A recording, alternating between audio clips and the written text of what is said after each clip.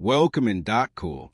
War films like Pearl Harbor, Top Gun, or even The Incredible Hulk have trained audiences to associate military bases with big explosions.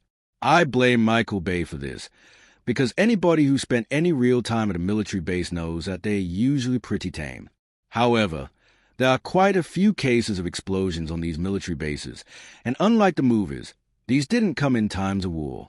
Everything seemed normal, and then boom, disaster struck and affected hundreds of thousands of innocent civilians. We've seen these explosions in Ukraine, Israel, Iraq, Russia, Germany, the US, and dozens of other countries. Coming up in this video, we'll talk about a few famous cases of these military base explosions, starting with a fairly recent one in Russia. Stick around until the end of the video to see what would happen if every military base in the world experienced one of these explosions simultaneously. Siberia, Russia, August 2019. The resident of Achinsk, Russia, saw something absolutely terrifying above the skyline, large bursts of fire and plumes of black smoke. It was a massive explosion caused by tens of thousands of artillery shells.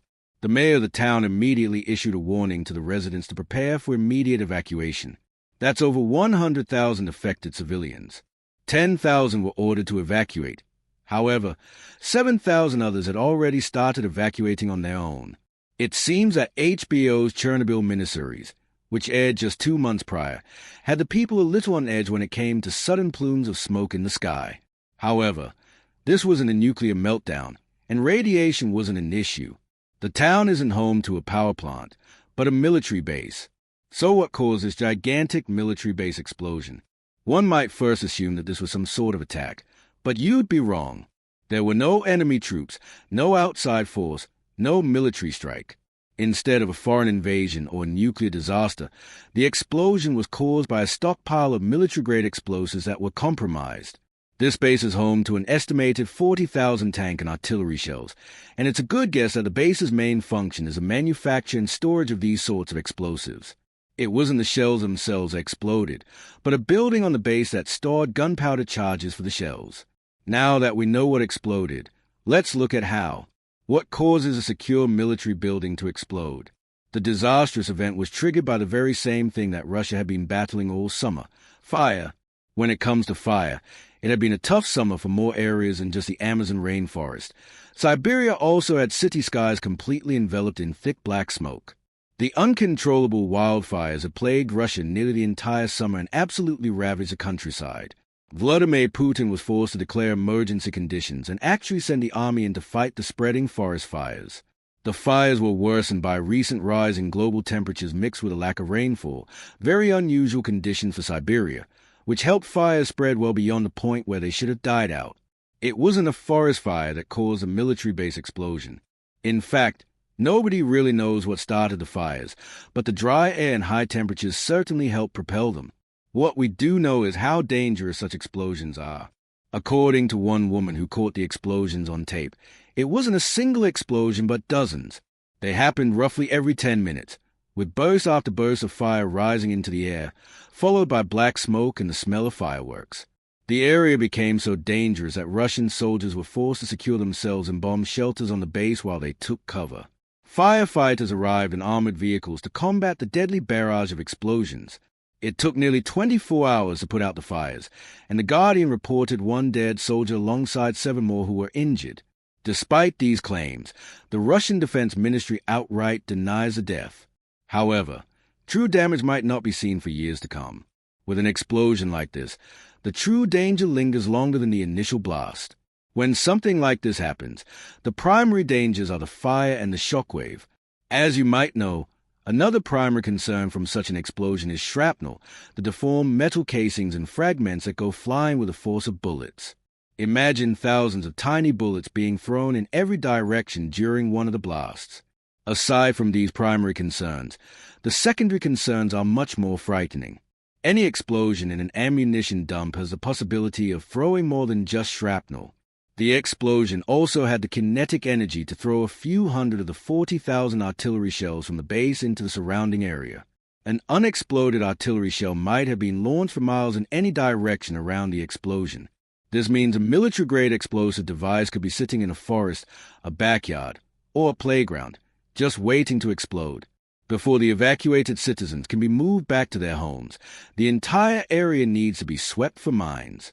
If they find any, they will be considered extremely unstable and can't simply be defused. Instead, a bomb team will be called in to initiate a controlled detonation. Only after a foot-by-foot sweep and significant cleanup efforts can the area be deemed clear and safe for use. This isn't the only time something like this has happened, and it's far from the worst.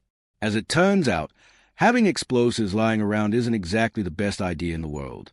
For instance, consider what happened in the Republic of Cyprus back in 2009. The Republic of Cyprus discovered a large amount of munitions and military-grade explosives aboard a cargo ship. The ship was smuggling the explosives to Syria, but they were discovered and seized by the Cyprus Navy. The explosives were then stored at the Evangelos Florakis naval base, with a plan to eventually dispose of them. The explosives sat there for 3 years, unprotected, outside. They began to break down, eventually becoming unstable, and, as you can imagine, the results weren't pretty. In June of 2011, the entire stockpile detonated, and the results were disastrous. 13 people died, including the commander of the Navy, the base commander, and 6 firefighters. Another 62 people were injured, and most of the island lost power. And we're just getting started. There are many more disasters that have occurred. Let's look at a few more. Ukrainian ammunition depot. 2017, an ammunition depot in Ukraine went up in a blaze. 30,000 people needed to be evacuated. In addition to the fire and mushroom clouds curling above the base, rockets were seen launching at random into the skies. Thankfully, only 2 people were injured, and 70% of the ammunition survived the explosions due to routine safety measures. Oh, Israel! These explosions don't need to involve munitions, and they don't need to be big to be fatal. One example is the death of a 38-year-old civilian employee of an Israeli military base. The explosion wasn't from a bomb, gunpowder, or a shell, but a fire extinguisher that exploded. There wasn't even a fire at the time. Iraq, the USA, Germany, and dozens of other countries have also seen random detonations happen. It's surprisingly common, and almost always embarrassing for the military force it happens to.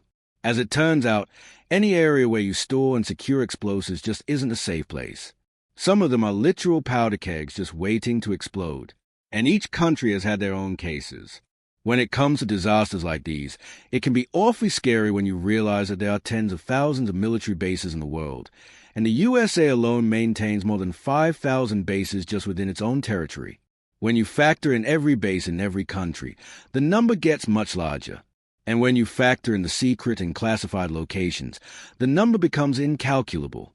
So what would happen if every single one of these bases had an accident, all at once? That's nearly every munition, artillery shell, bullet, and bomb on the face of the earth detonating simultaneously. What would happen? How many people would die? Well, we crunched the numbers. At first, the disaster seemed survivable. It would certainly make an impact, but it wouldn't mean the end of the human race. Each of these military accidents rarely saw more than 100 casualties, so there would be perhaps 100,000 to 300,000 deaths, a far cry from the 7.5 billion people who live on Earth. However, this damage report doesn't include nuclear weapons. The long-lasting effects of our nuclear bomb stockpiles stashed around the world are quite significant.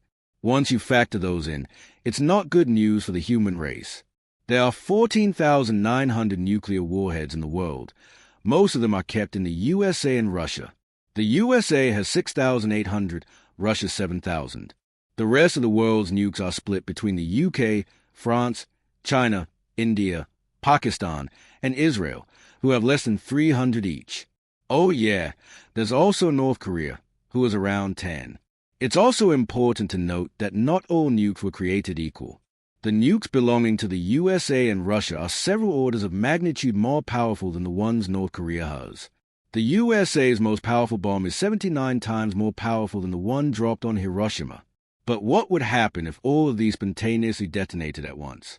Because the location of each nuke is top secret, it's hard to estimate what exactly would happen. But we can make a guess. If we assume that these nukes were stored in groups of 1,000, then we'd see 15 gigantic explosions across the world. Each one would give off a mushroom cloud at least 30 miles high. The total devastation would completely flatten nearly 30,000 square miles of land in total. We can expect around 1 to 3 billion to die immediately, with a larger number succumbing to secondary effects. The particles of dust and ash would block out the sunlight, lowering temperature and disrupting weather patterns for several years. The Earth would be locked in a nuclear winter, with billions more dying of radiation poisoning as all of our water is contaminated. The environment would change. Politics would change. Day-to-day life for every creature on the planet would change. Humanity would survive, but life would never be the same again. Fortunately for everybody on the planet, this scenario is very unlikely to happen. Even if a base or two did explode accidentally, it's nearly impossible for them all to happen exactly at the same moment. So in the meantime, keep your eyes on the horizon. Thank you for watching Dark Core.